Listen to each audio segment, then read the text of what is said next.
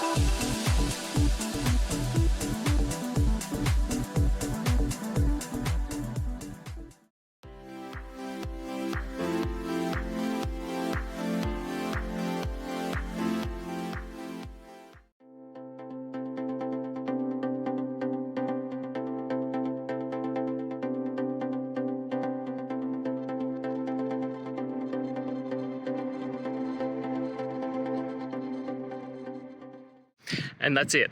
I hope you found the solution that you're looking for. If you did, please hit subscribe. I'd really appreciate it. And until the next time that you need technical help, I hope you have a good one. Cheers.